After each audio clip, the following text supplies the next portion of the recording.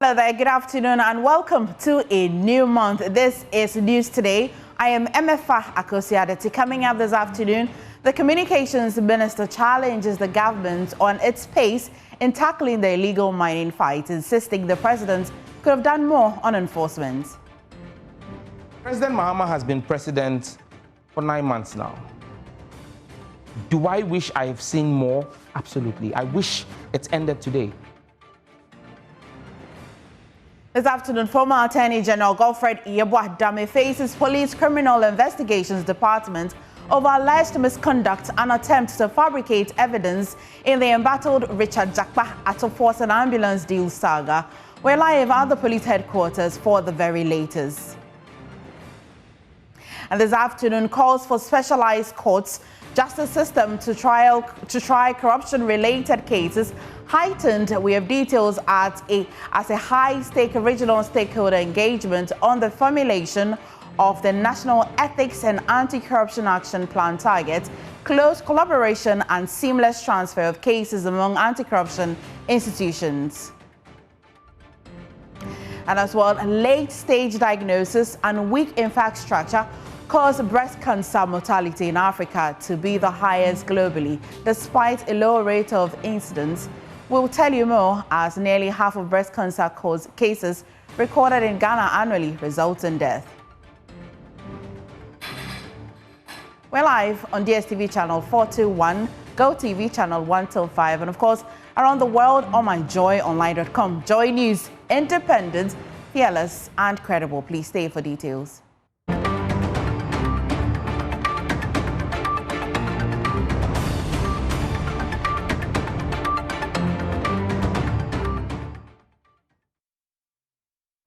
Thank you for your attention this afternoon. First, Communications Minister Sam Nate George has challenged the government on its pace in tackling the illegal mining crisis, insisting that President John Mahama could have done more in the 9 months of his administration. Speaking on PM Express with Evans Mensah, Sam George maintained his stance on a post he made on X, formerly Twitter, a year ago, in which he claimed then President Akufo-Addo had the power to end Galamsey if he truly wanted. He emphasized that while the Mahama administration is committed to fighting Galamsey, enforcement of regulations against the menace could have been faster, which is necessary to curb the environmental terrorism. President Mahama has been president for 9 months now. Do I wish I have seen more? Absolutely. I wish it's ended today. But in the 9 months, I can confidently say that I see a desire and a will to deal with Galamsey that didn't exist in the previous 8 years. I see a president who has asked the security services to investigate 2 of his own national executives on allegation of being involved in Galamsey. Meanwhile, under the previous president, you had a regional chairman talking to a minister saying that they must engage in Galamsey because party hiasika.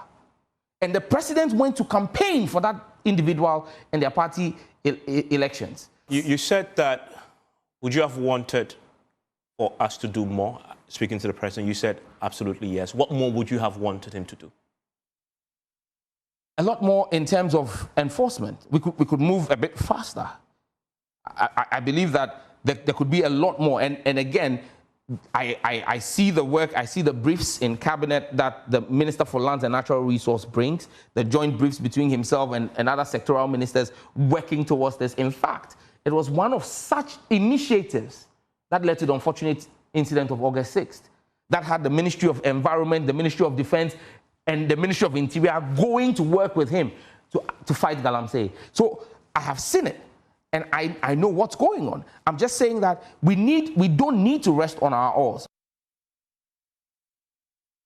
Meanwhile, Central Regional Minister Eko Penyin Edramwa Ochre has revealed that the fight against illegal mining is beginning to yield tangible results, citing visible improvement in water bodies following recent rainfall.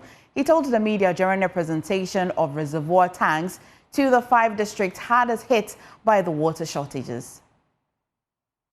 Excellency President John Mahama, the President of the Republic of Ghana, is intentional about the fight against Galamsey, for which reason I can tell you that those who are creating that mess at Enum Apepem which is why we are here, being flushed off the area. When the last rains came, we saw that the water is changing. We believe that we're going to sustain that activity to ensure that not only here, but other parts of the country will be safe from those who are destroying our water bodies. Thankfully, I have the Central Regional Minister, Ekopeng Ineduamarchere, on phone. Now, thank you for joining us. Let's get more on the water situation in the region. And so what specific measures were put in place to get water bodies to improve? I mean, you mentioned because of the rainfall, but did you put any specific measures in place? Thanks so much for having me again. But I did tell you about the fact that if the area intervention we made, as in the provision of boreholes and the repairs of the existing one, and education about how we should use our water bodies, that has improved the situation. What we did yesterday was to add on to the provision of boreholes, where through the courtesy of Her Excellency, the Vice President of the Republic of Ghana, who had area during the election provided the region with some 10 boreholes, now want to continue with the hard-hit area, where we're going to have about 25 of them, and then repair about 13 of them also in the hard-hit area. Okay, that's good to know. But does this also suggest that the Kwenyako treatment plant will be working anytime soon? It will be working anytime soon. Hopefully, because of the fact that those who are destroying the water bodies are out of place now. According to experts, we expect to get it back in 2 months. If you look at the dateness of the water, the mud content is so much, it needs to settle. In the meantime, in between time, what the institution is doing is to desalt the dam itself. And so these are all activities that are going to happen before we start the treatment. Oh, well, that's good to know. Thank you for joining us on the news and providing these updates.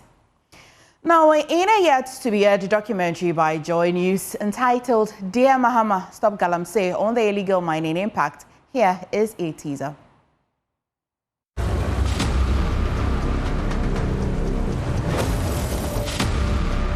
I've been reluctant to implement a state of emergency in the Galamsey fight. Central region, yellow bread or do. We've not exhausted the powers we even have. Dear Mahama, while you hesitate, pure water, 4, no they Using this water when I'm menstruating is a bit difficult for me. It's going to be an outbreak of cholera. It has even started. water treatment plants collapsing under heavy silt. We must ban it. So we all drink. We should ban it. When Ghanaians have voted for me, I will take that responsibility. Dear Mahama, the time has come to take responsibility. Mr. President, Mr. President, Mr. President, Mr. President. So, Mr. President, President John Dramani Mahama. put a stop to illegal mining. Dear Mahama, Stop Galamsey, a JoyNews series coming soon.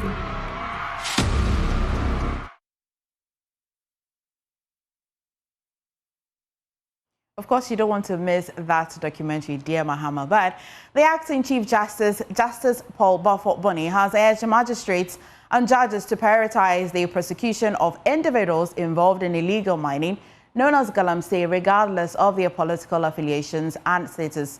Justice Baffour-Bonney expressed concerns about the detrimental effects of illegal mining on the country and emphasized the need for magistrates and judges to be prepared to quickly and impartially adjudicate cases when sufficient evidence is presented. Now, speaking at the 2025 Annual General Meeting of the Association of Magistrates and Judges in Ghana, Justice Baffour-Bonney called for a concerted effort to combat this issue. He also noted that drug abuse is a concerning issue in Ghana, undermining the aspirations of young people. He suggested that magistrates and judges should not refrain from properly prosecuting individuals when such cases are brought before them. And my colleague Fatau Bayaga was at the event and joins me via Zoom for more. We'll go to him shortly, but before that, let's listen to Bafo Boni on this. The judicial's mandate and responsibility in relation to Galamsey, environmental degradation and drug abuse. As members of the judiciary, we are not policy makers, and we do not wield the enforcement powers of the executive.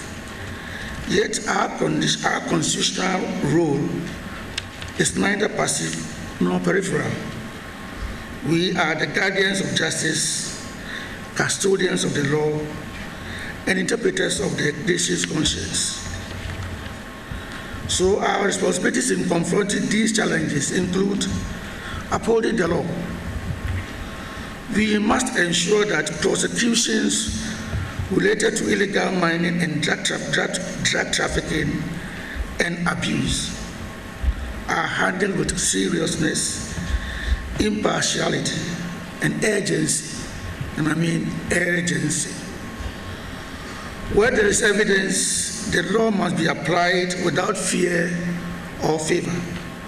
No person, and I mean no person, regardless of their political affiliation or social status, should be immune from justice. Consistency in sentencing. There is a growing public perception that sentences for environmental crimes and drug offenses are either too lenient or inconsistently applied. We must work towards harmonizing sentencing practices.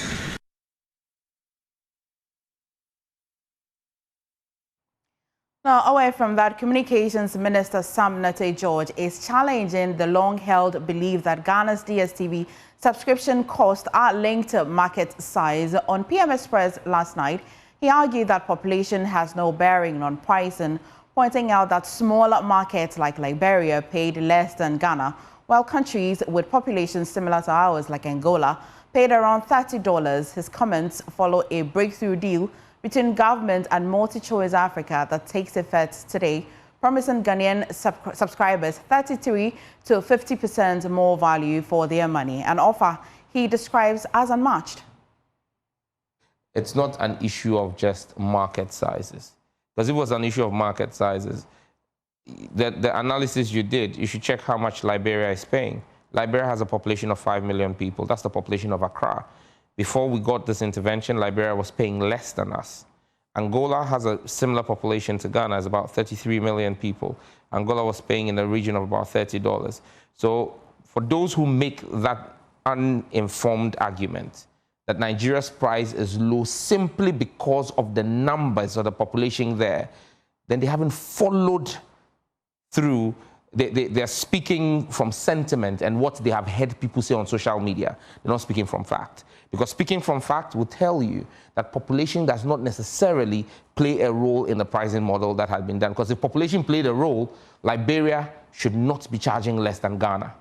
Yeah, so that is what I wanted to understand. In Ghana, what is the pricing model? What are they using? Well, and that's what I've repeated, that it would be unfair for me to go into the fine details. But if you look at what you have over there, I don't see Liberia there. But if you had put Liberia in there, Liberia was charges about $53 thereabout, you know, at the moment. But if you look at Angola, Angola is about the same population as Ghana, is $24, you know. And then if you were even going to look at cost of living, Luanda and Accra, Luanda is the most expensive city in Accra, in Africa. When you look at the top 10 most expensive cities on the continent. So again, cost of living in Luanda is not that cheap, okay? Yet they pay $24. So when people don't understand the subject, they either get educated on it or they keep quiet. Well, go on and enjoy your value-added subscription with DSTV. But away from that, following a disturbing video of an assistant headmaster of KNUST SHS in the Ashanti region in a compromising position with one of his female students, for which he was dismissed, another video is in circulation of a head of department in Okajakrom Secondary Technical School in Jasikan Municipality of the Oti region allegedly having sex with a female student in his office. And JoyNews' Oti regional correspondent Peter Senu joins me with more details on this very disturbing video. Peter, well, let me in. Tell me more about this video. Well, the said video in circulation, you can see in the video, you can see kind of a bald man on top of another person on the floor. We can conclude or see that the person is performing an action of having a sex with a female person. And so that is what is in circulation. And then you can hear inaudibly some voices describing or saying that this is a teacher having sex with his student. And the last voice that is clear enough to hear is that, who is that? And so, who is that? So that is a video in circulation that is purported to have come from Okajakrom Senior High School, Okajakrom Senior High School Secondary Technical here in the Oti region, Jasikan Municipality, as you have described. MFA. That's quite worrying, Peter. Do we know anything else about this headmaster particularly, or whether we have had any reactions since the circulation of this video? Yeah, it's a head of a department, not necessarily a head, but a head of department and HOD. Yes, my sources, highly placed sources, have confirmed that indeed the video is from the school, and that well, the perpetrator of the crime is denying the alleged student being a student, the victim being a student, and that it was a friend who visited him in his office, and then one thing led to the other, and they ended up having sex in his office, but not with a student. But there are other media pictures in circulation. We cannot independently confirm, though, but my sources are indicating that the school has confirmed if indeed that was or is the student, then the victim here, we can confirm that was a student, because they are those who have just graduated. But we can also confirm that the issue is under investigation from both the regional office and then the national office. That as soon as possible, we should be hearing whatever action that we meted out to the searcher, if indeed it is confirmed that whatever he did, he was doing was with a student of his. Right. Thank you for bringing us that update on a very disturbing video, Peter Senu. Well, away from that, the World Health Organization is indicating that late-stage diagnosis and weak and inadequate infrastructure have led breast cancer mortality in Africa to be the highest in the world. This comes despite Africa recording the lowest indicators or indices of breast cases. According to the data from WHO, 49% of breast cancer cases result in death. In Ghana, the situation is alarming. Out of more than 5,000 cases recorded annually, nearly half of over 2,300 women die. With only 6 cancer treatment centers nationwide, access to care remains a challenge for thousands of women, especially those who cannot afford private treatments. On your screen now is the data that we'll just be showing you. 2.3 million cases annually. This is the global figures, and of course 660,000 as well globally deaths, and that is 28%, a little over 28% of the global figures that we're rolling on your screen now. And as well, the Africa figures as well is 146,000 cases annually. And for deaths as well for Africa, the figures that come in from Africa is a little over 71,000 deaths as well, which is 49% of the total cases annually, 146,000 also on your screen now. And that's how the numbers are quite high in Africa. And as well, the breast cancer figures as well, Africa figures, cases on high mortality. And here's what we've been finding: late detection and diagnosis, weak health infrastructure, which we have been telling you, is one of the causes that's leading to the numbers that we're as well recording in Africa particularly. Also, for the mortality in Ghana, which should be an area of concern for you and I, of breast cancer cases resulting in death is 47%.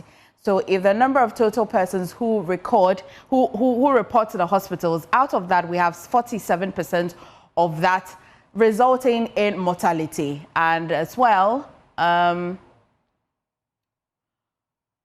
now, as well, for breast cancer in Ghana cases and deaths together, the cases in 2022, a little over 5,000 cases in 2022. And you notice that as well in 2022, a little over 2,000 resulted in death in 2022. That's 2,369. And here is the graph. For breast cancer diseases in Ghana, the annual cases, top 5 cancers. Here is it, breast cancer seems to be leading with a little over 5,000, and after that will be liver cases, a little over 3,000, cervix as well, a little over 3,000, and prostate as well, a little over 2,000, and the others 1,347. But the crux of this matter is that over 5,000, when you take top 5 cancer cases in this country, out of that, 5,000 of them is breast cancer, and that's how we've been bringing you the data of that. But on this, the Ghana Health Service is dispelling claims that the HPV vaccine set to be administered nationwide in the coming days will encourage promiscuity among young girls beginning October 7. The nationwide immunization campaign will target all girls aged 9 to 14 against cervical cancer. Cervical cancer is caused by the human papillomavirus, HPV. While there is no cure for the virus itself, treatment exists for health complications it causes, making vaccination quite strongly recommended by health experts. Speaking at a workshop for journalists ahead of the rollout, Dr. Selom, as well EPI manager at the Ghana Health Service, assured the public that the vaccines are safe and already distributed to almost all designated health centers. Gotten to the point where we are ready to deploy. We've got the vaccines in country, but the mixed vaccines, the last I checked on Sunday, was in all the various regional cold rooms. And now we are going to, this week I know it's going to go down all the way to the facility. After the 7th, it becomes part of our routine. For after we finish the campaign on Saturday, if you walk into our weighing centers, you come, you have your age, we check your age. Once you are within the age group, we immunize you and we give you a card. We're doing 3 doses. Then the recommendation came to 2 doses. And now with so many 19 years of use, we found out 1 dose is enough. So it's possible that in the future, some research is being done to see if we can do it in a lower group. But for now, it's 9 years. And let me tackle the issue of the insecurity. For the Ghana Health Service, if a place is insecure, we don't ask the staff to go and do immunization at all. So you realize the places that have insecurity now, they have challenges with their immunization because things get disrupted. Then we move into if there are refugee camps, we go and do the immunization there. But if people are fighting somewhere, we don't encourage them to go and put themselves at risk. So even if the place was insecure, we couldn't do the campaign there, subsequently the children will still be covered. Remember I said we are still catching up for a period of time. So 9 to 14 years, you can still take the vaccine till you hit 14. So definitely we'll be able to get them.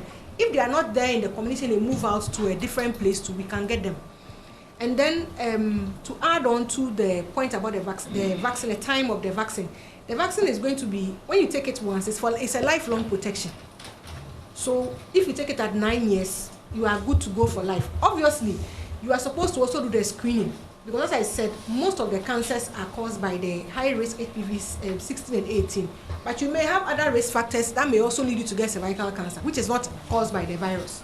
So those ones will also help make sure that you have to go and do the screening. So when you are 35 or 45, you should try and get the screening done. And then the final thing about the making girls, in quotes, promiscuous. I think this is an argument that has been said about everything to do with adolescent girls. When we had to do gifts program too, was the same thing that was said. Everything that has to do with adolescents is said to help or promote promiscuity. I don't think that is what this is about. The reality on the ground is that whether you give the girls HPV vaccine or not, those who are having sex are having sex. That's the reality. Whether you give the girls family planning devices or not, those who have the sex will have sex. But this is just to ensure that just in case, whatever time they decide to have sex, they will not have HPV and thus develop cervical cancer. That is why. So this vaccine is not coming to promote promiscuity in girls. Quite to the contrary. Because beyond sex, there are a few other ways you can still get cervical cancer without having sexual intercourse. Meanwhile, the World Health Organization has pledged both technical and logistical support to Ghana for the mass vaccination exercise. WHO country representative Dr. Fiona Baraka told the media that vaccination is only one element of a broader strategy to combat HPV. So once the vaccine is introduced next week as a campaign, in a campaign blanket approach, the vaccine will then be part of the routine vaccination schedule for girls at 9 years of age. It's important that once it has been introduced, that we monitor the coverage to ensure that indeed we reached our target. We monitor for any adverse events, see how to tackle those. We monitor also and assess the impact down the road, which will take some years, but to ensure that the products, the vaccine we've introduced has actually had some impact on the burden here. But those are long-term kind of evaluations. So WHO supports that post-introduction phase. You're watching News Today. In other news, former Attorney General Godfred Yeboah-Dame has this afternoon facing the Criminal Investigations Department (CID) to answer questions on allegations that he has attempted to fabricate evidence during the Ato Force and Ambulance case trial. The CID's invitation is on the back of a petition by third accused person in the case, Richard Jakpa, inviting the police to investigate the former Attorney General for misconduct and an attempt to solicit his cooperation to testify in a manner that will incriminate the first accused, Dr. Kasiela Toforson. His allegation stems from a leaked telephone conversation in June 2024, in which the former Attorney General was heard asking Richard Jakpa to, among other things, to ask for an adjournment of the case at the time until he, the AG, returns from a trip to continue with a cross-examination. Now first, listen to the excerpts of that telephone conversation which came to public in June 2024. It is not a problem. We had the approval. Every contract is actually approved before later when they are implementing it, then problems. You see, what the difficulty I have with your position is that, you see, frankly speaking, fine, as you are saying, if I agree to your position, how you want to go about it and how you want me to go about my answering questions and things, if I go by that way, frankly speaking, I'll be dishonest, because I know that is not how it's supposed to be, and I'll be dishonest, and I'll be dishonest in such a way that I'll be assisting for someone I know is completely innocent about this. For example, Ato Forson, to be jailed because I knew something was wrong, was not the way, and I decided to keep quiet and to answer the question in a way that will make your case better for you to jail him. I'll be battling with my conscience. That is the problem I'm having. Anytime you bring up this issue with Yoni Kulende, when I went to Yoni Kulende's place, anytime you bring this issue, that is my problem I'm having. Because me, for example, I am in this case because I'm innocent and I'm going through ordeal. So I'm looking at another person also going to go through ordeal and through me, because I know the truth and I decide not to say it because I want to help the AG make his case. And I ask myself, what is my interest in it? I'm not asking you to really help me. I'm just going by it. But anyway, so that's fine. So this one was even just by the way. I hope you get my difficulty. It's on the phone. I don't even know that. Oh no. No, don't worry about that one. My issue I'm talking about. Oh no, you and I will be meeting. You'll be meeting me at my cousin's place, and you've been bringing this issue up several times. And I keep telling you that I can't do that because it doesn't sit well with me. The reason for that, that's my timetable for the rest of the year. Oh, that means that you are not going to be around. So, yeah. And then even next week, the whole of next week, I'll not be around. There's a way of, if you will not even finish next week, I would appreciate. Oh no, okay, no, I'll not finish next week. I don't think I'll be able to finish because the documents are many. So you will surely go and come and meet me. Oh, no, but that will also depend upon the judge's behavior. You can bring one medical excuse next week. Okay. Yes, okay, fine. If you bring a medical excuse next week. I think you. How can I bring medical excuse? No, you are saying that I should bring a medical excuse next week. You can if you want. My brother, you want this woman to issue bench warrant for me again? Right. Anyway. Because you can see that I was really in admission, struggling for my life, and she issued bench warrant for me to be arrested, and my name was put everywhere. Well, the matter does not seem to be going away anytime soon. 15 long months after the Court of Appeal acquitted and discharged the accused persons because two separate petitions are before the CID. One by Richard Jakpa for the police to investigate the former Attorney General, which we'll be bringing you, and another one by Daniel Mafo-Fori Atta, calling on the police to also investigate Richard Jakpa and Supreme Court Justice Yoni Kulendi for allegedly conspiring to interfere with the administration of justice in the trial of the same ambulance case. Now let's go live to the police headquarters, where my colleague James Aveji has been monitoring the event for us. James, has the former Attorney General arrived yet, and what more do we have to know? Well, we're still trying very hard to establish as to whether or not the age is currently attending on to the CID. Information we are getting are not clear whether he was originally scheduled to be at the CID headquarters at 10 a.m. And so we're still trying to know if he's there and who is he appearing before the CID with. We are still not clear on that information yet, but we're still working around the clock to get some more details on that.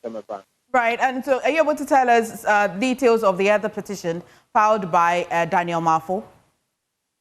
Well, this petition is a 3-page petition to the CID as well, and in that petition, the petitioner alleged that... James, do I have you? Do you hear me? Yes, we'll try again. Okay. I was saying that the petitioner in that petition alleged that since the matter, the court started trying the matter, the second tried to lure the AG through his cousin, who is also a justice of the Supreme Court, Yoni Kulendi, to get him to relieve Jakpa of the matter. He said that on 4 occasions, Mr. Richard Jakpa invited the former AG, Gopedami, to meet him in his cousin's house, which they had the occasions. Until that eventual meeting, the former AG, Gopedami, said was on Christmas, and so he went there to meet Yoni Kulendi, only to see Richard Jakpa. All of those are reasons why the petitioner is saying that Richard Jakpa made some attempts to interfere with the administration justice in the trial of that matter. He presented some WhatsApp chats in his petition, WhatsApp chats in Richard Jakpa and Gopedami to the CID, as well as the court proceedings on 4 different occasions to the CID to investigate, to establish on whether or not the two, Richard Jakpa and Yoni Kulendi, tried to interfere in the proceedings of that case some 15 months ago, MFA. Really interesting, James. Thank you so much. You want to trust us on every detail that will happen at the police CID headquarters, and we'll be bringing you that. But campaigners against anti-corruption have intensified demands for specialized courts and tailored resource judges to trial cases of corruption and mismanagement of public resources. Previous efforts, including the 2015 to 2024 National Anti-Corruption Action Plan, failed to achieve results as agencies working in silos with slim resources. The launch of the 2026 to 2030 National Ethics and Anti-Corruption Action Plan is set to take a sharper turn with a more punitive approach and resources. Chair of the African Union Advisory Board Against Corruption, Edem Senano, insists the public must begin to see decisive results on corruption cases within 6 months if specialized courts are instituted. A regional stakeholder engagement on the formulation of the National Ethics and Anti-Corruption Action Plan highlights a new plan mandating close collaboration and seamless transfer of cases among anti-corruption institutions, calls for specialized approach to corruption fight with specialized anti-corruption courts, high institutional resources and trained with technical expertise for judges was the peak of discussion. Chair of the African Union Advisory Board Against Corruption, Edem Sinanu, insists the public must begin to see decisive results on corruption cases within 6 months if specialized courts are instituted. The fact that anti-corruption is specialized and things like, unexplained wealth, reverse burden, which you find in other jurisdictions, where if you are living lavishly, they can call you to an office and say, explain how you got this money. In Ghana, we don't have a law covering that, so people can do what they want, which means that money that is criminally sourced can come into Ghana and be used freely without anybody arresting such persons. So there's some legal changes that have to be done in terms of unexplained wealth, reverse burden, and also we think we need specialized anti-corruption courts so that the cases can go faster and to set a stronger precedent against corruption in the country. The National Anti-Corruption Action Plan concluded its implementation cycle in 2024. The continuity of the effort has influenced the setup of a task force to develop a new anti-corruption framework for the next 5 years. The engagement constituted a working group including representatives from government institutions, civil society organizations, the judiciary, and subject matter experts. Ashanti Regional Director of the National Commission for Civic Education, Paul Ba, decried the whistleblowing infractions hampering corruption fight. One of the ways that we can really, fight against corruption is people coming forward with information, but I can tell you that, if people will feel comfortable coming out with information that will help us to solve this corruption problem, then there is a need for a robust protection for such people. For Joy News, my name is Clinton Yeboah. Now, a fresh disagreement has erupted between government and MultiChoice over the recent DSTV price reduction talks, just 2 days after Communications Minister Sam George announced a significant price cut of up to 50%. And two parties have different interpretations of the agreement. Minister Sam George asserts that the price reduction is a permanent agreement, part of ongoing efforts to ease the financial burden on the Ghanaian consumer. Now, the company behind DSTV as well claims the reduction is merely a 3-month promotional offer. And lead data analyst Isaac Kofi has details of the statements released by DSTV and joins me in studio. Kofi, you understand this juice better. Let me understand. Well, since this issue broke, we've been sleeping on DSTV's or MultiChoice's, websites. And just a while ago, they released this statement from MultiChoice Africa. And they say that what Ghana is about to witness, which starts today till December 31st, is a promotion.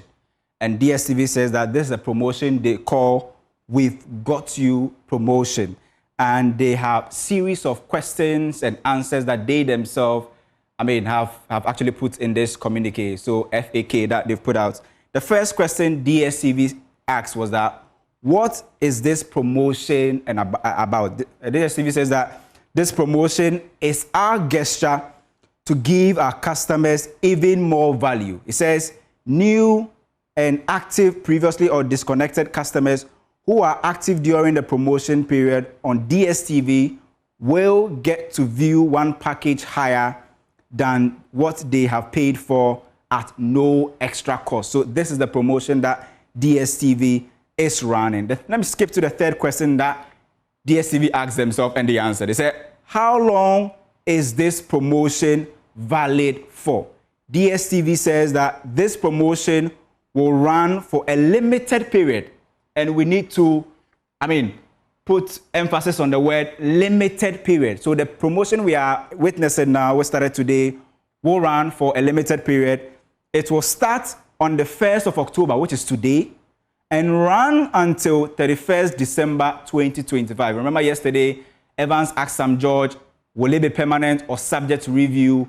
And he brought this timeline to him and he said that he only gave this answer with respect to the cross-border piracy. Well, DSTV is saying that what we are running is a promo and it's going to last for 3 months for the period 1st October to 31st December 2025. And they say terms and conditions apply. Now let's go deeper. 4, they say that how do customers in Ghana qualify for this promotion? And DSTV says that to qualify for this promotion, you must be 1, an active, or disconnected or new DSTV customer living in Ghana.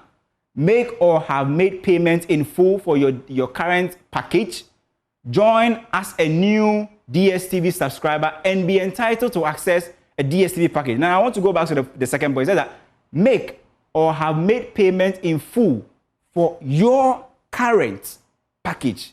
Very, very important. The DSTV current, says, which means what? Today? The package you are on before the promo started. So if you have not made, full payment for your current package, I don't know how DSTV is going to treat you. We'll find. You pay and then the service is rendered. You don't pay at the end of the month, do you? I mean, at the end of the month, you have to pay. So imagine you are on your current package, maybe it's Access. DSTV will upgrade you to your, that will be compact. And DSTV says that within that period, 1st October to 31st December, if you pay a certain, for a certain, bouquet, we'll upgrade you to the next one. Okay. And there were so many others that were given. Now, I want to skip to question 6. It says that, can I pay for a higher package to benefit from the highest package? DSTV says that yes, if a customer upgrades their package during the campaign period, and the emphasis here is during the campaign period, they will be upgraded to the next highest package from the one they have paid for. For example, with your question, if you pay for Access, you'll be upgraded to DSTV Family. Okay. Or if you pay for, Compact, you'll be upgraded to Compact Plus. Now, 7 says that, what is the assurance of getting an upgrade? DSTV says that, well, if you're asking me, that my answer is that once your payment is made on an eligible package, excluding DSTV Premium, we will endeavor to upgrade you or to upgrade your account. And question 8 says that, will new DSTV customers qualify for this promotion? They say yes, new customers are eligible for this promotion. So if you are not part and you're not joining, you will be qualified. You qualify for this promotion as long as you stay within this period. And this one is very important, which will end here. It says that if I downgrade to a lower package, which we've been made to understand that with this new arrangement that the minister announced, if you downgrade is the best. DSTV says that if you downgrade to a lower package, will I still be able to participate in the promotion? DSTV says that it is advisable. That's quite ambiguous. Okay. That a customer either stays. So the first condition is you either stay on their current package or upgrade to a higher package to take up the offer. So you either stay where you are or you upgrade to do what? To take the offer. There was nowhere that they mentioned downgrade here to take an offer. Interesting, development there. We'll still keep our eyes on MultiChoice website. We know that Communication Ministry will respond. And when we get new details, we'll let you know. But clearly it will be the question that it's not more than 3 months. DSTV says that this is our promotion, which will last for 3 months, 1st October to 31st December. Thank you, Kofi. You're watching News Today. Please stay this morning.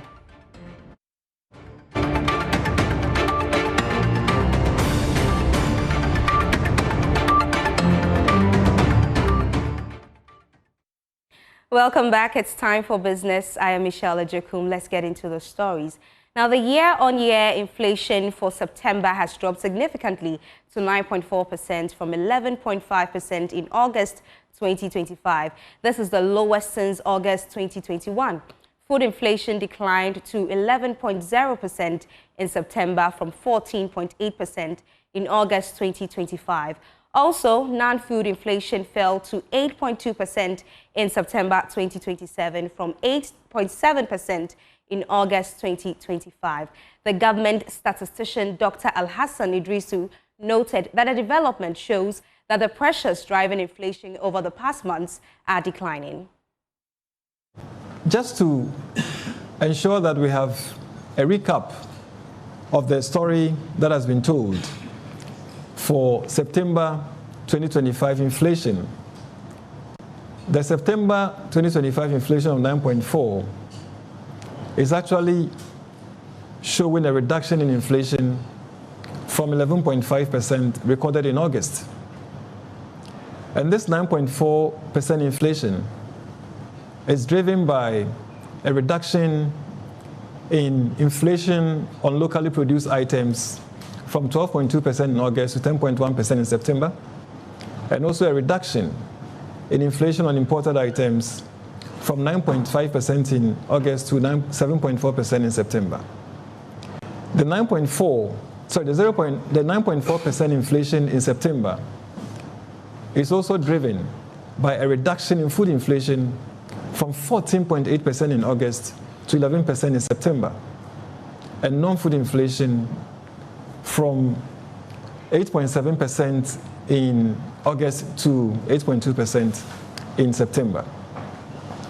And we have similar story for month on month. So the only difference here is that with the month on month, we are actually seeing the general price level increasing between August and September by 0.9% compared to what obtained in August when we saw the general price level reduce between July and August by 1.3%. Now this 0.9% month-on-month inflation we are witnessing is influenced by developments in food and non-food, where food inflation increased by 0.6% between August and September 2025.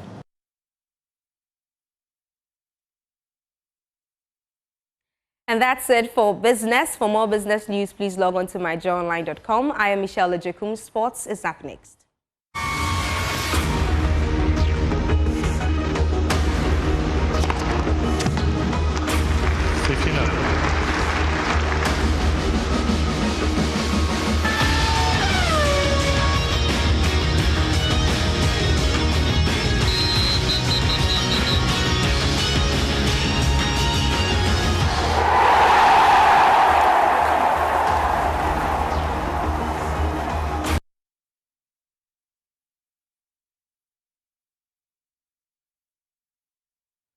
Welcome to the sports segment with me, Benaya Elom Dapamako. Boxing promoter Michael Aiti Okain, popularly known as Aiti Powers, and the Director General of the National Sports Authority, Yawan Pofuankra, have resolved their differences following an emergency meeting involving boxing stakeholders, the NSA, and the Ministry of Youth and Sports.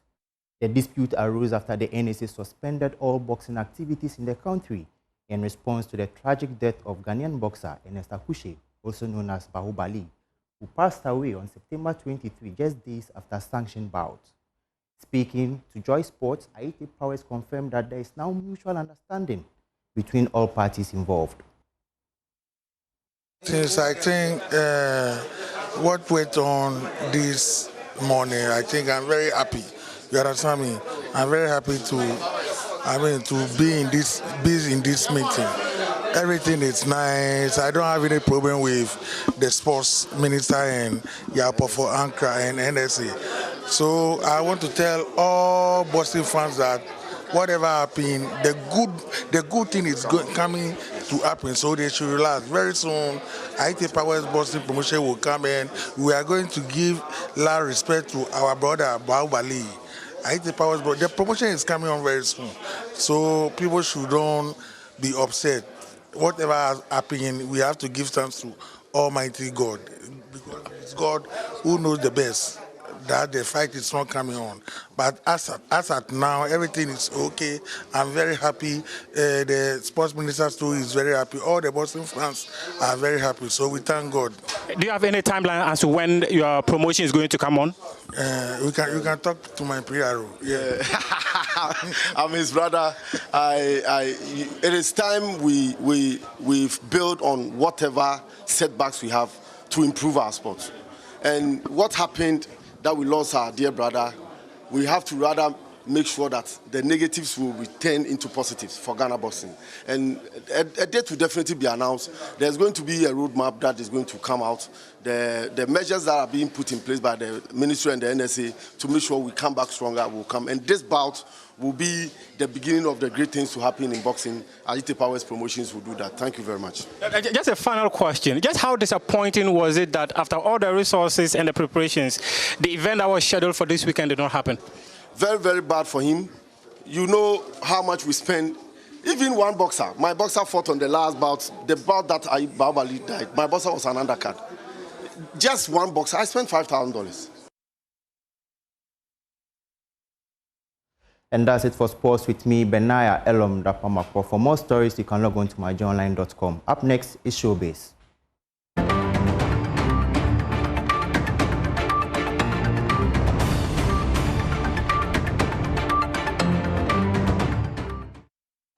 Now for Showbiz, I am Lois Shola Adeyemi. Now the Some traditional area has celebrated its annual Some Tutuza in Agbuzume, coinciding with the World Tourism Day 2025.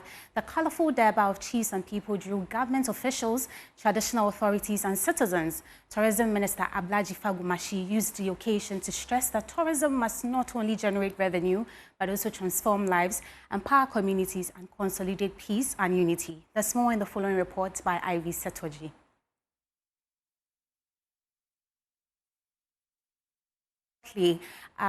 Let's move on to our next story. Now, this one says that Ghanaian musician Dennis Nana Dramina, popularly known as Kidi, says Ghana doesn't have a functioning music industry. In a candid interview on Daybreak Hits on Hit FM, the singer said the lack of proper structures means artists are forced to handle everything on their own, from promotion to management. He pointed out that while musicians often get blamed when things go wrong, little attention is paid to the broken systems behind the scenes.